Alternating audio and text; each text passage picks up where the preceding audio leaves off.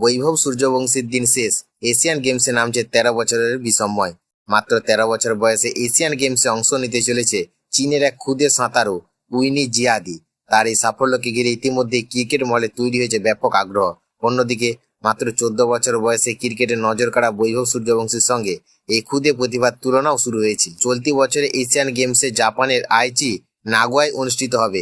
প্রতিযোগিতা শুরু হবে 19 সেপ্টেম্বর এবং চলবে 4 অক্টোবর পর্যন্ত। এই আসরে প্রায় 15,000 ক্রীড়াবিদ ও কর্মকর্তারা অংশ নেওয়ার কথা রয়েছে। তাদের মধ্যে অন্যতম চমক 13 বছর বয়সী উইনি জিয়াদি। চীনের এই তরুণ সাঁতারু ইতিমধ্যে নিজের প্রতিভার প্রমাণ দিয়েছেন। গত বছর 200 মিটার ব্যক্তিগত মেডলিতে তিনি একটি এশিয়ান রেকর্ড গড়েছিলেন। এবার আরো বড় মঞ্চে চীনের শক্তিশালী দলের হয়ে তাকে দেখা যাবে।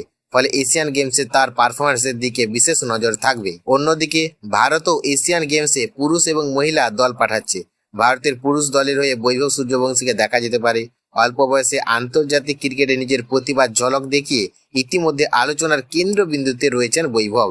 তবে জিয়াদি বৈভবের থেকেও কম বয়সে এশিয়ান গেমসের মতো বড় মঞ্চে নামতে চলেছে।